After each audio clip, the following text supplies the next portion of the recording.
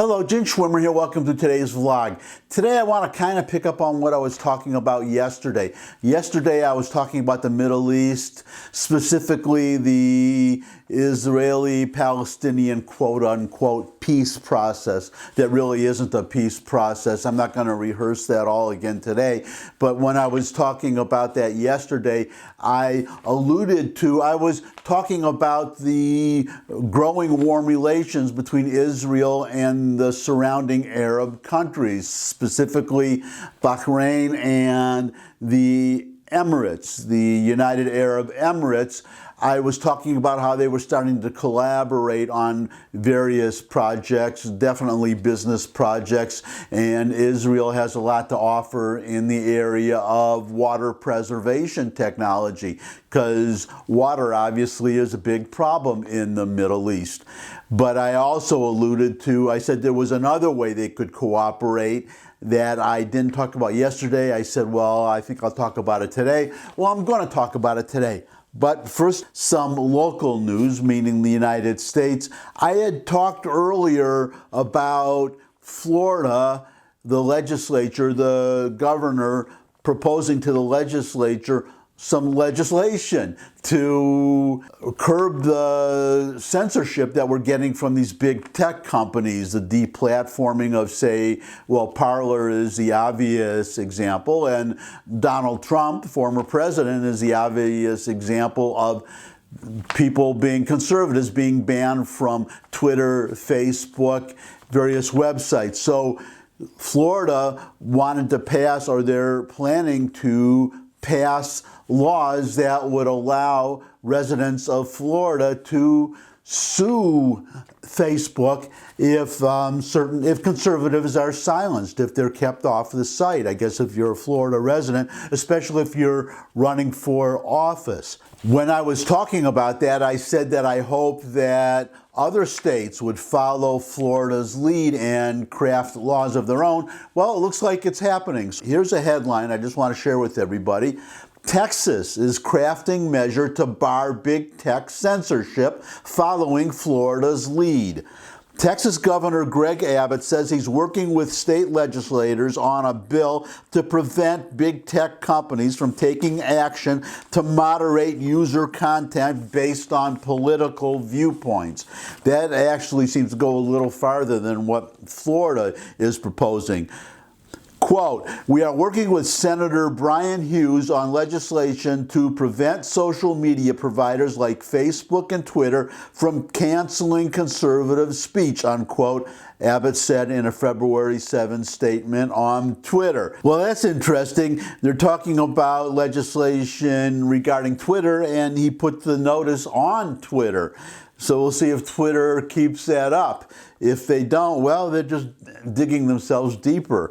But getting back to the article, a couple more quotes here. His announcement follows a Florida proposal that would seek to penalize social media companies that deplatform candidates during an election.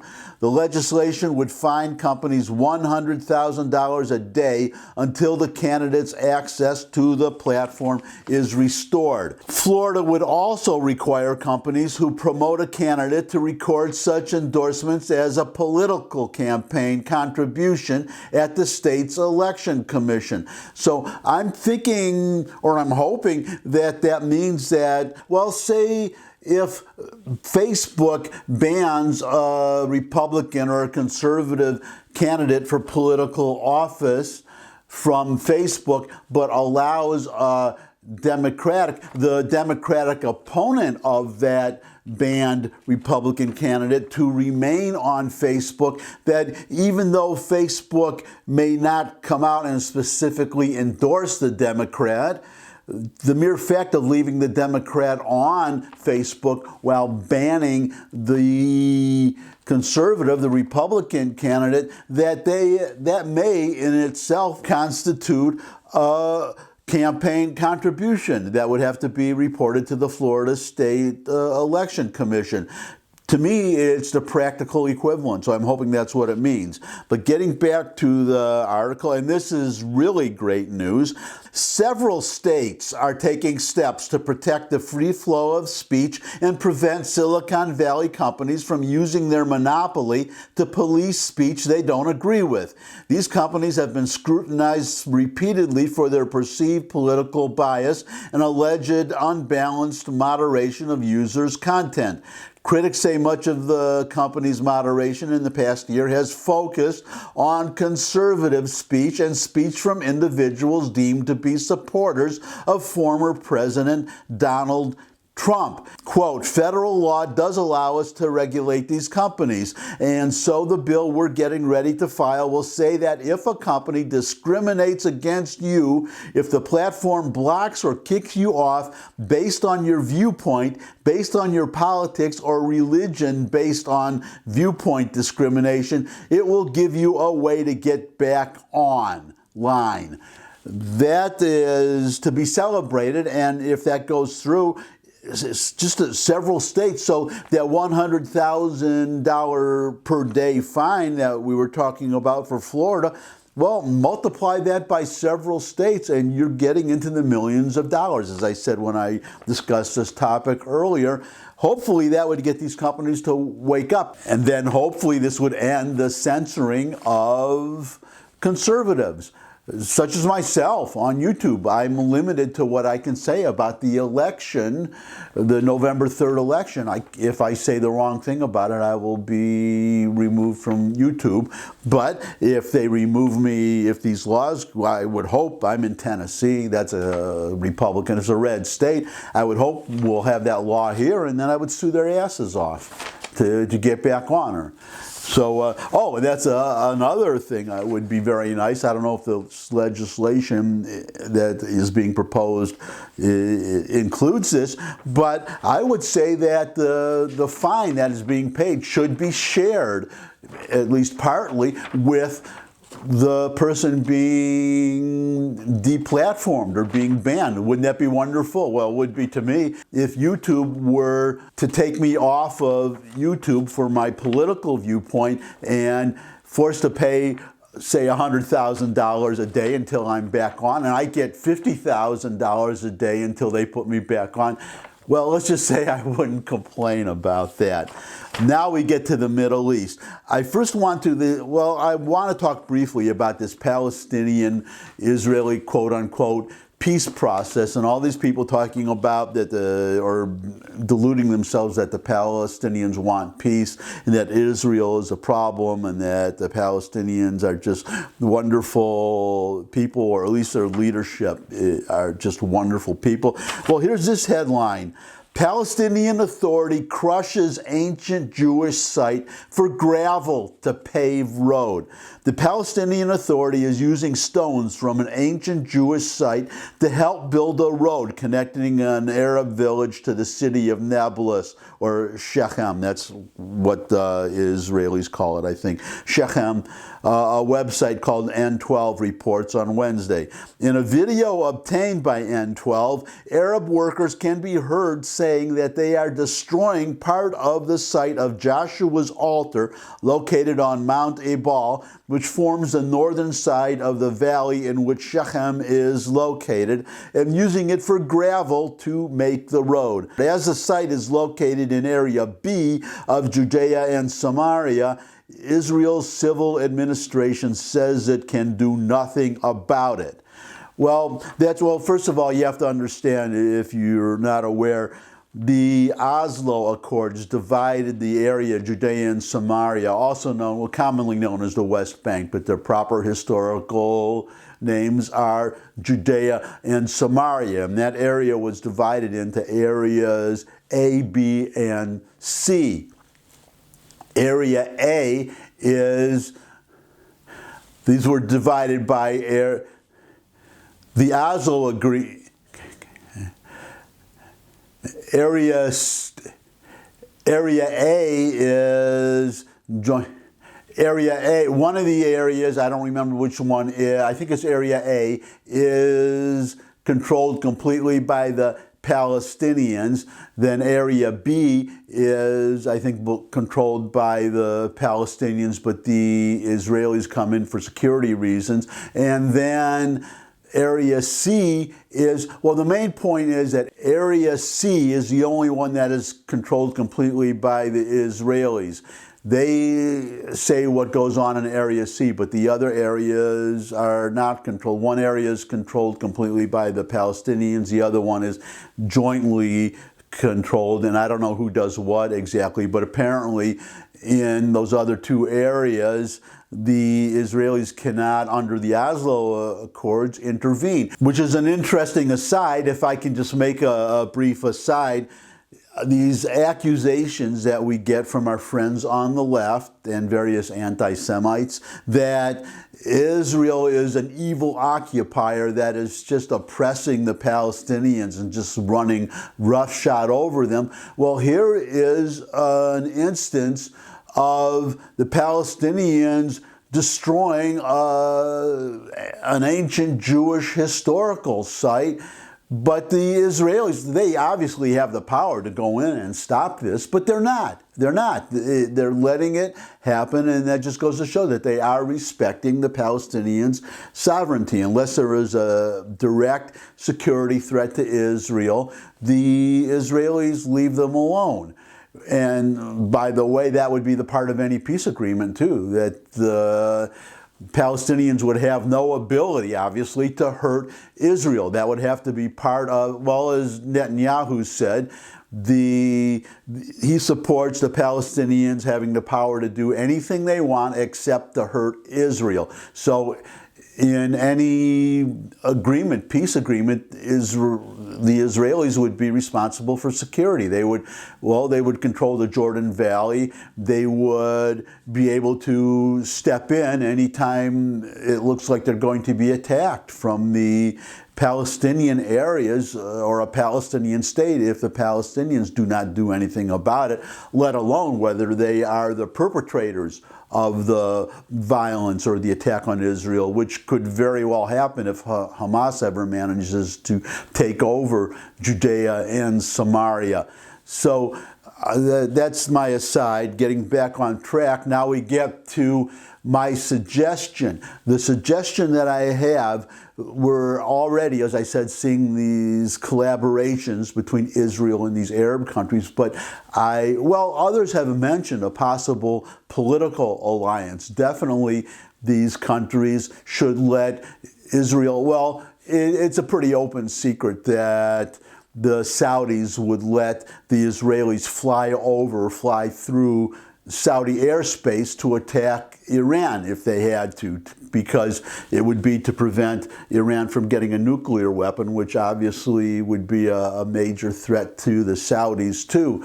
And I'm sure, I would want the Israelis to be able to have or the Bahrainis and the Emiratis should want the Israelis to be able to station their planes in their countries, which are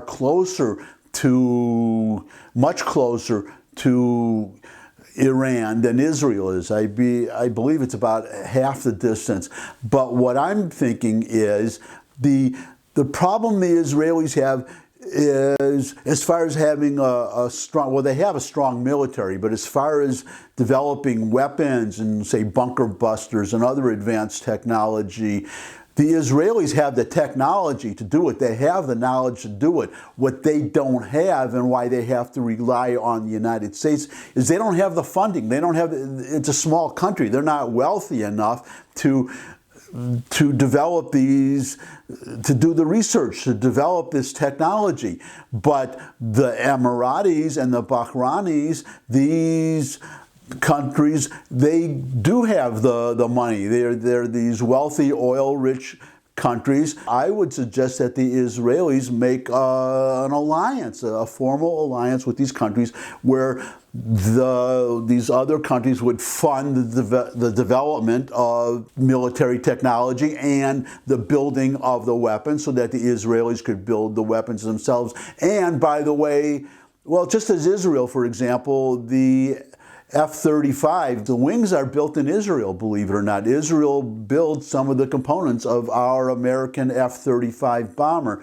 But that would also be good for these countries if there were an alliance, a military development alliance between Israel and these countries, that they want to get out of having to rely on just oil wealth to support their economies. They should want to, or I'm sure they would want to be able to have a manufacturing capability, so the Israelis could give them that too, and the Emiratis and the Bahrainis and any other country, they could build components of the weapons. And the only caveat, or the catch, would be the so-called catch, which I don't think would be, I don't expect Israel ever, peace agreement or no agreement, Abraham Accords or no Abraham Accords, I see no reason, or I see no prospect of Bahrain, for instance, attacking Israel. So I would say make this pact, the Israelis develop the weapons, the other countries contribute the funding to develop the weapons, and then everybody gets the weapons. Israel would share the weapons and the technology with the Emiratis and the Bahrainis and whoever else who are paying for it. And the end result of all this would be that all these countries, they wouldn't have to depend on the United States for their defense anymore. They would not have to worry about, well, because they would not have to worry if Donald Trump were still in office, and I hope he will be after 2024, but they wouldn't have to worry about who the American president is. They wouldn't have to worry if if a Democrat wins, their military aid is going to be, or their ability to purchase weapons from the United States would be imperiled somehow, or that they would be pressured to make a bad agreement with the Palestinians.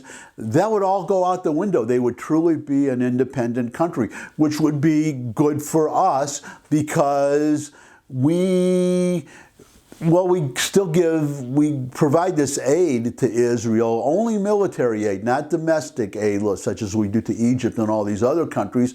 And the weapons that Israel buys with that aid, most of the work, it employs American workers, so it benefits us too. But it would also benefit us if Israel, it would benefit both sides if Israel were no longer dependent on us, and we would not have to be sending, I think, $3 billion a year to Israel. Both countries would be truly independent, and if Iran does approach getting a bomb, well, the Israelis will do what they have to do, but we would not have to worry about, even if you can't stop the Israelis, they would obviously defend themselves. But if you have, say, a Biden administration, you have to really worry that if the Israelis were going to attack Iran, the Israelis darn well better not tell the Biden administration, because they'll leak it. They'll leak it, and then it wouldn't be a surprise attack anymore. So there are all these reasons why, and then we could, like this JCPOA, it expires soon anyhow, but we could make any agreement that we wanted to with the Iranians, securing the knowledge that the Israelis would attack Iran if Iran broke the agreement. I just see nothing but upside to that kind of an alliance between Israel and these friendly Arab countries. And I see nothing but an upside to all of you giving me a thumbs up if you like this video. Share it with anybody you think would also like the video. Got any comments? Comment section below the video where you can put questions, suggestions for future topics. You could visit my music channel, my original songs that I write and perform myself. There's a link in the description also. And you could subscribe. I love getting new subscribers. Most of all, I appreciate all the time that you spend with me. I really do appreciate it. And I hope I'll see you all again, and maybe with a few friends and family. And additional subscribers and viewers. But until I do see all of you again, and I look forward to seeing all of you again, bye.